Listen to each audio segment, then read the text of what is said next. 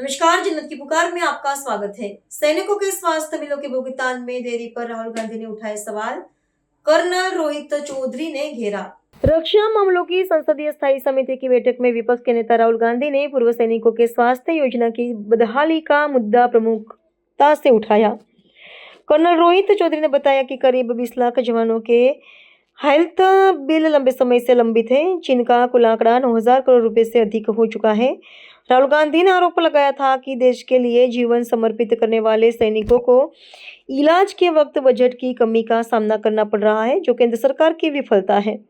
इस मुद्दे पर पूर्व सैनिक विभाग के चेयरमैन कर्नल रोहित चौधरी ने कड़ी प्रतिक्रिया दी है। सुनिए। Good morning everybody. कैसे हालचाल है? लेकिन पूर्व सैनिकों के हेल्थ कोई बहुत अच्छी नहीं है और आप देख सकते हैं कि जिस तरह से पहला प्रेस कॉन्फ्रेंस कांग्रेस पार्टी की तरफ से 2026 में डिफेंस मैटर्स को लिया जा रहा है, तो आप ये अंदाज़ा लगा सकते हैं कि कांग्रेस पार्टी के लिए, हमारी लीडरशिप के लिए, राहुल गांधी जी के लिए, खड़गे जी के लिए, नेशनल सिक्योरिटी, डिफेंस के इश्यूज, सर्विंग सोल्जर्स और पूर्व सैनिक वो पैरामाउंट इंपॉर्टेंस के हैं, सबसे ज़्यादा अहमियत रखते हैं। तो इसलिए कांग्रेस पार्टी अपनी पहली ब्रीफिंग जो कर रही है वो पूर्व सैनिकों के मुद्दों को लेकर कर रही है।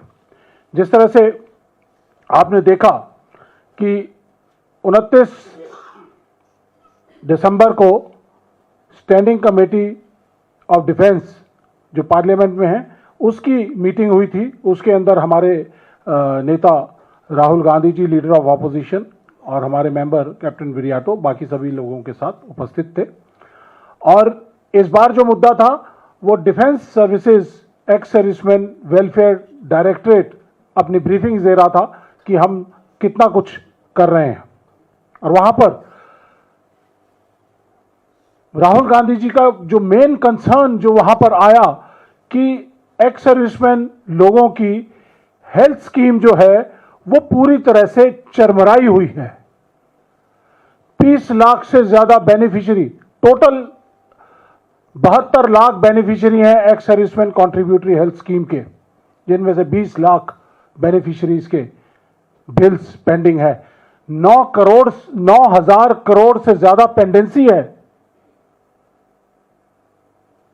ये हैरान और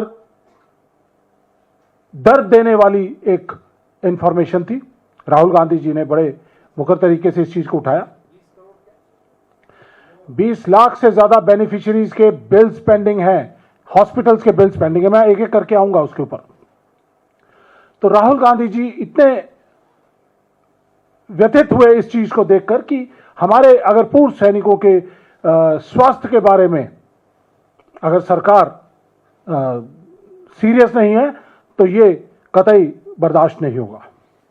एक तरफ कांग्रेस पार्टी जो सैनिकों के साथ हमेशा खड़ी रही है, पूर्व सैनिकों के साथ खड़ी रही है, नेशनल सिक्योरिटी के साथ खड़ी रही है, और वहां पर दूसरी तरफ मोदी जी की सरकार अपने आप को राष्ट्रवादी सरकार बोलती है, लेकिन वो डिफेंस के चलते हुए सिस्टम को, डिफेंस मैकेनिज्म को पूरी तरह से तोड़ मरोड़ करके और डिस्ट्रॉय करना चाहती है। जिस तरह से आपने पीछे देखा कि सर्विंग सोल्जर्स के साथ किस तरह किया, नई स्कीम को एक लॉन्च कर दिया गया, अग्निवीर जैसी स्कीम को, वो देश को कतई बर्दाश्त नहीं था। और उसके बाद जिस तरह से नेशनल सिक्योरिटी के इश्यूज आपके सामने पिछले कुछ समय के अंदर आए, और अब last nail in the coffin, पूर्व सैनिक जिन्होंने अपनी सारी जिंदगी देश के नाम कर दी, लड़ाई लड़ते रहे, और आज वो उम्र के इस पड़ाव के अंदर हैं कि उनको देश की और देश की सरकार की जरूरत है अपनी हेल्थ ठीक रखने के लिए, अपने इलाज के लिए, लेकिन मोदी सरकार के पास पैसे नहीं है कि वो जितनी जरूरत है उसके हिसाब से वो आवंटन कर पाए। देश के सैनिक और देश के बीच में एक कॉवेनेंट बॉन्ड होता है देश के सैनिक को देश कहता है या सरकार कहती है कि आप सरहद पर खड़े हो -40 डिग्री से लेकर और +60 डिग्री तक आप लड़ाई लड़ो, देश की सरहदों की रक्षा करो, ताकि आप लोग और आप सारी सरकार सब लोग चैन की नींद सो सकें। लेकिन पूर्व सैनिक और सैनिक कभी सवाल नहीं करता है, अपनी कुर्बानी देता है, क्योंकि उसको मालूम है कि उसको गारंटी दी गई है राष्ट्र के द्वारा कि अगर मैं हताहत होता हूं, मैं मारा जाता हूं, तो मेरे परिवार का जिम्मेदारी सरकार उठाएगी, देश उठाएगा। और अगर मेरे को खुदा ना खास्ता अगर कहीं मेरे साथ कोई गलत चीज हो जाए, डिसेबिलिटीज हो जाए, सेहत में खराबी हो जाए, तो देश मेरा और मेरे परिवार का ध्यान रखेगा। ये कोवेनेंट बॉन्ड है और इस कोवेनेंट बॉन्ड को तोड़ते हुए मोदी सरकार ने देश के पूर्व सैनिकों के साथ, जिन्होंने 30, 35, 40 साल तक देश की सुरक्षा की है, रक्षा की है, उनके इलाज के साथ खिलवाड़ करने की कोशिश कर रहे हैं।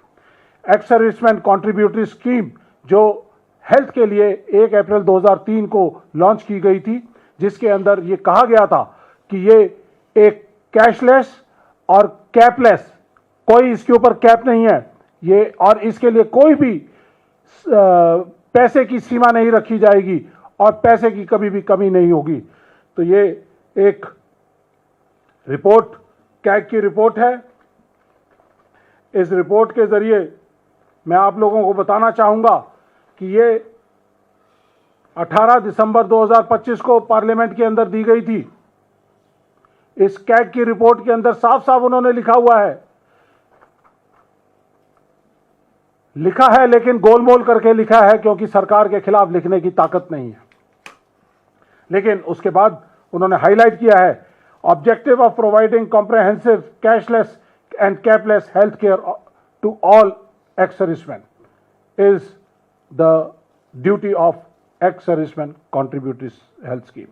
और इस ECHS की स्कीम को जब बनाया गया था, ये कॉन्ट्रीब्यूटरी है। हम लोगों ने ऑफिसर्स इसके लिए 1,20,000 रुपया देते हैं रिटायरमेंट के समय, जवानों के JCOs के 60,000 रुपये और जवानों के 20,000 रुपये लिए जाते हैं। ये कॉन्ट्रीब्यूटरी हेल्थ स्कीम है। इसके लिए हेल्थ केयर ऑर्गेनाइजेशन पूरे देश के अंदर अलग अलग हॉस्पिटल्स को एम्पैनल किया जाता है। 4,000 से ज़्यादा एम्पैनल्ड हॉस्पिटल्स हैं और तकरीबन 400 के आसपास ECHS की पॉलीक्लिनिक हैं। बहुत सारी पॉलीक्लिनिक ऐसी हैं जिनके अंदर एम्पैनल्ड हॉस्पिटल्स नहीं है। कैग ने कहा कि ये एक तो ज्योग्राफिकल एरिया पूरे देश का कवर नहीं किया जा रहा है, जिसकी वजह से सैनिकों को बहुत दूर दूर तक इलाज के लिए जाना पड़ता है।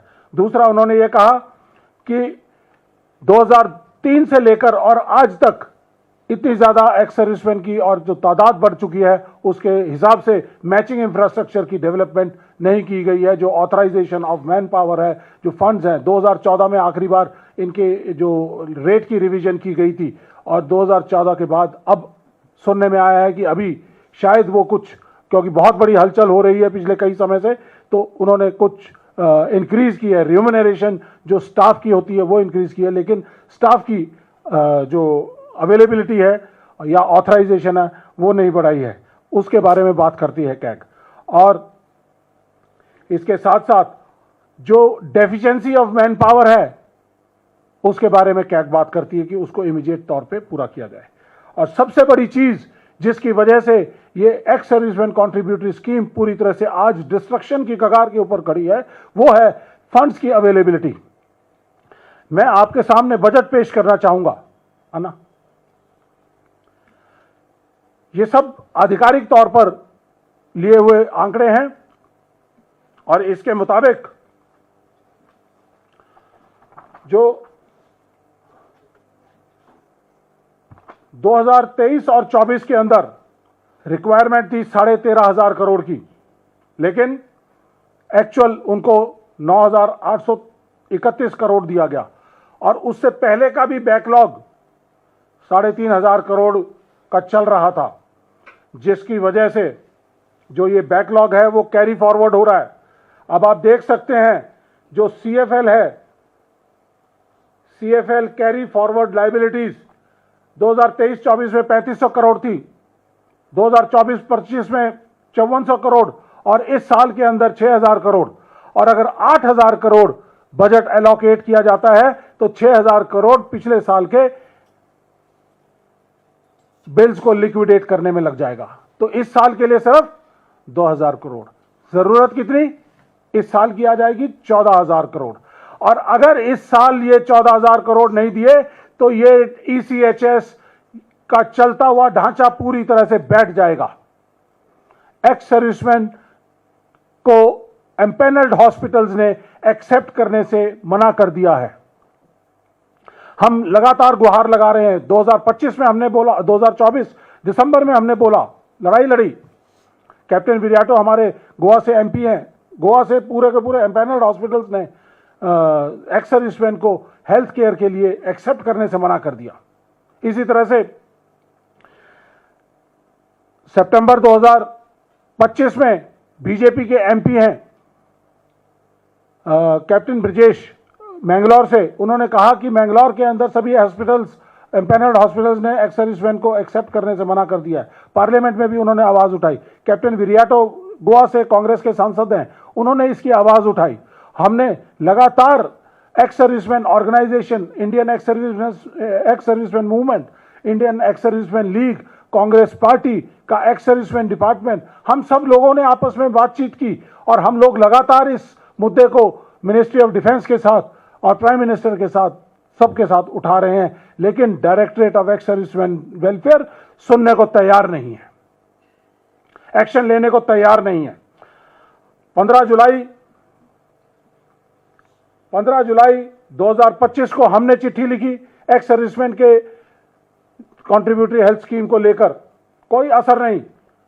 उसके बाद एक्स सर्विसमैन मूवमेंट के जन सतबीर ने चिट्ठी लिखी, एक्स सर्विसमैन लीग इसकी चिट्ठियां लिख रहा है, लेकिन कुछ नहीं।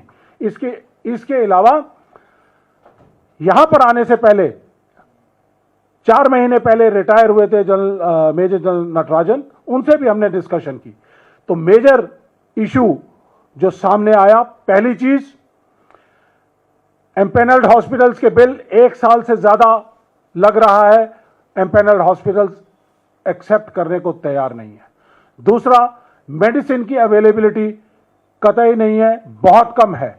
जबकि आज के ज़माने के अंदर मालूम है कि अगर हमारे 72 लाख बेनिफिशरीज हैं और तकरीबन 15 से 20 लाख ऐसे हैं जो कि उम्र के 70 से 80 के पड़ाव के अंदर हैं, तो उनकी मेडिकल नीड्स ज़्यादा हैं, उनके मेडिकल एक्सेप्टेंस नहीं होती, उनके इलाज के लिए वो हॉस्पिटल्स में जाते हैं, मेडिसिन अपने पैसों से खरीदते हैं, रीइंबर्समेंट के लिए भेजते हैं, लेकिन साल साल उनको लग जाता है, रीइंबर्समेंट नहीं होती है।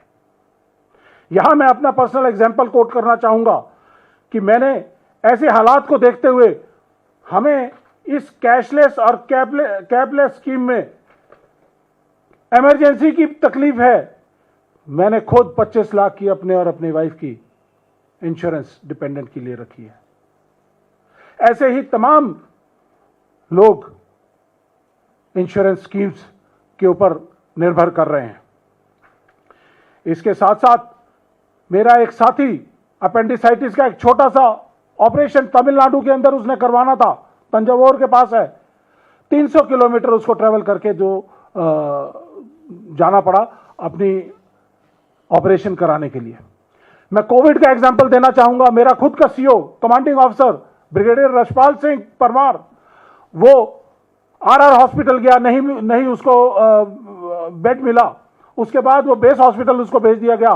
बेस हॉस्पिटल के अंदर पूरी की पूरी राजनाथ सिंह जी के कहने के बाद वो पूरा हॉस्पिटल को सिविलियंस के लिए खोल दिया गया था। तो बहुत सारे फौजी ऐसे हैं जिन लोगों को वहां पे ट्रीटमेंट नहीं मिला, वो एम्पैनल्ड हॉस्पिटल में उनको भेज दिया गया। एम्पैनल्ड हॉस्पिटल तक जाते जाते उन्होंने दम तोड़ दिया, ऑक्सीजन की बदौलत नहीं मिली उनको। जन सुनील सुहाग हमारे एक पुराने साथी, उन्होंने इसी तरह से दम तोड़ दिया।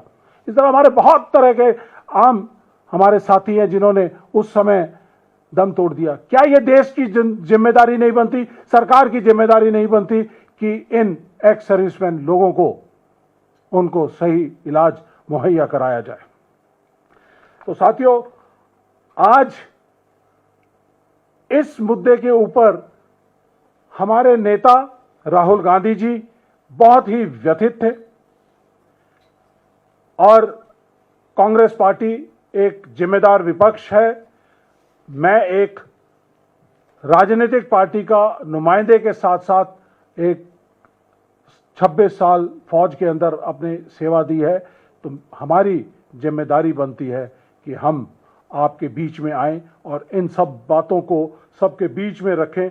तो ये रखने के लिए हम आपके बीच में आए हैं ताकि देश में इसके बारे में अवेयरनेस हो। दूसरा,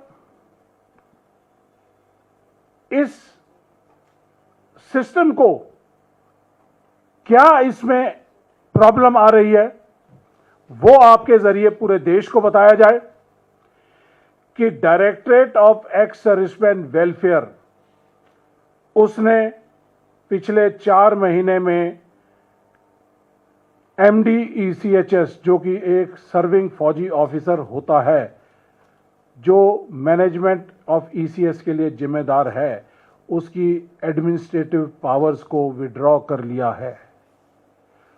और वो किसी एम्पैनल्ड हॉस्पिटल को, जिसने फौजियों को एक्सेप्ट करने से मना किया है, उस हॉस्पिटल को कोई एक शो कॉज नोटिस दे सकता है, इसके अलावा कुछ नहीं कर सकता। उसकी डिसएम्पैनलमेंट नहीं कर सकता, उसकी पेनल्टी नहीं कर सकता, उसको कोई पनिशमेंट नहीं दे सकता। तो उसके जो हाथ से जो उसकी ताकत थी वो एक्स सर्विसमैन वेलफेयर डायरेक्टरेट ने विड्रॉ कर ली है। ये हमें कतई मंजूर नहीं है।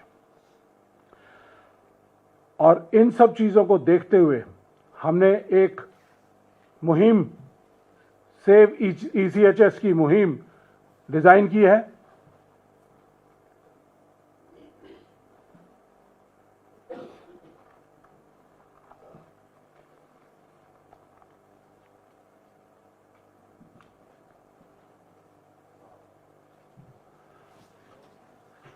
ये आप लोगों के सामने पेश करना चाहेंगे।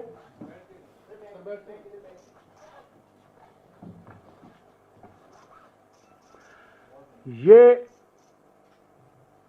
इसके जरिए हम ये बताना चाहते हैं पूरे देश को कि जिन्होंने देश संभाला उनका इलाज संभालो। ये सरकार को, मोदी सरकार को चेतावनी देना चाहते हैं। और ECHS में सुधार, पूर्व सैनिक का अधिकार, और इस ECHS को बचाने की मुहिम के लिए हम लोग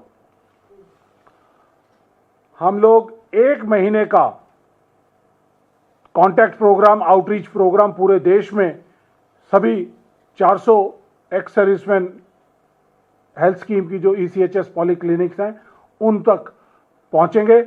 हमारे जो एक्शन प्लान है उसके तहत हमने ये मिस्ड कॉल नंबर हमने जारी किया है। इसको स्कैन कर सकते हैं।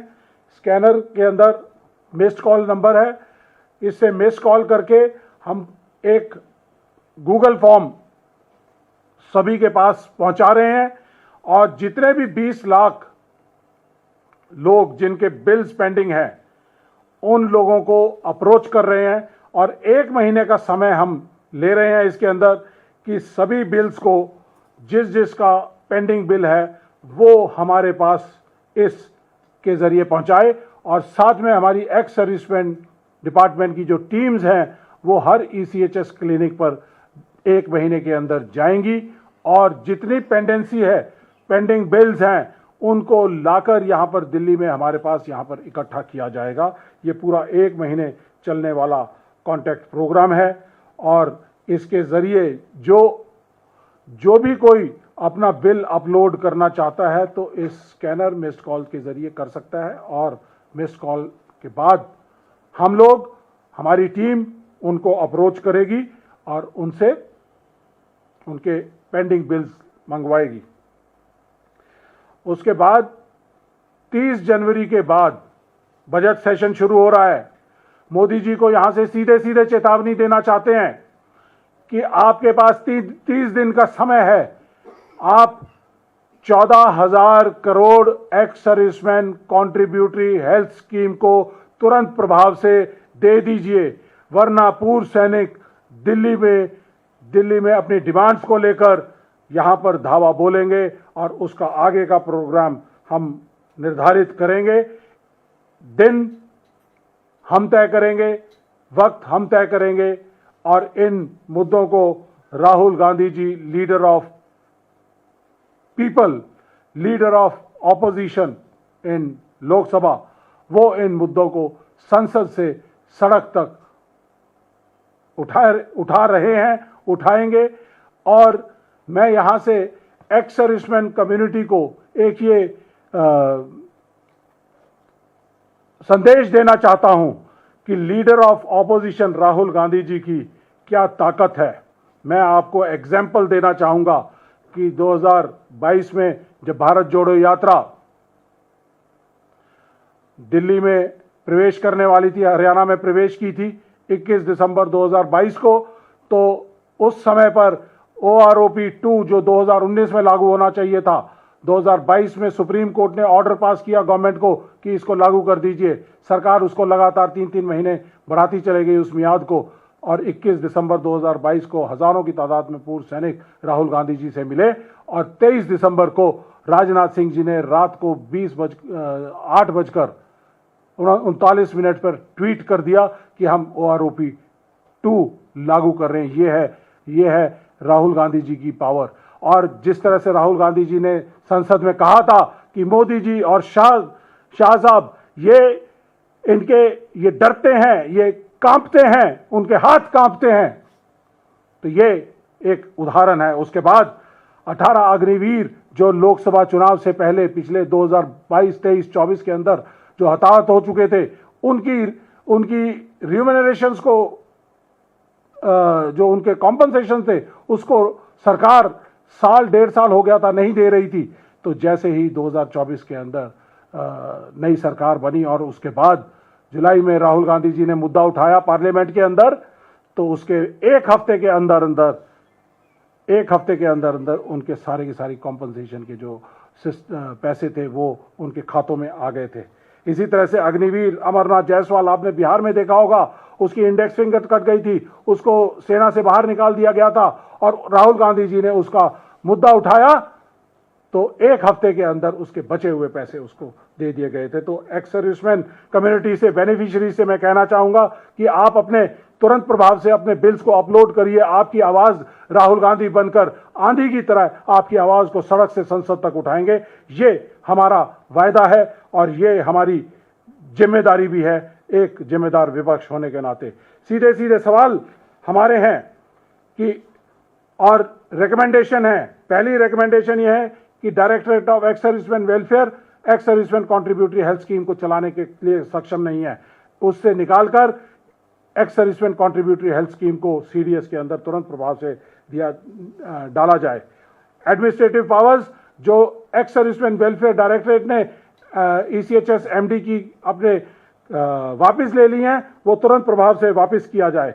उसके बाद 14,000 करोड़ का आवंटन तुरंत प्रभाव से किया जाए। पेंडिंग जितने भी बिल्स हैं बेनिफिशियरीज के, वो तुरंत प्रभाव से दिए जाएं। और इसके साथ साथ बहुत सारे जो हॉस्पिटल्स हैं वो सरकार से बहुत ही पीनट्स, छोटे से दाम में उन्होंने जमीनें खरीद रखी हैं। तो ये कोवेनेंट एक्ट लाया जाए, उनके ऊपर जिम्मेदारी डाली जाए कि अगर आप सरकार से कंसेशनल दाम के ऊपर अगर जमीन लेते हैं तो आपकी जिम्मेदारी बनती है कि आप पूर्व सैनिकों को मान और सम्मान और उचित उनको जगह स्थान देते हुए उनकी एक्सेप्टेंस करें और उनको सही इलाज मुहैया कराएं।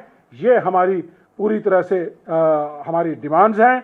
और अगर ये नहीं होगा तो 30 जनवरी के बाद पूर्व सैनिक दिल्ली में सब लोग आएंगे, लीडर ऑफ ऑपोजिशन से मिलेंगे, सरकार के नुमाइंदों से बात की जाएगी और आगे का प्रोग्राम जो है वो तब तय किया जाएगा।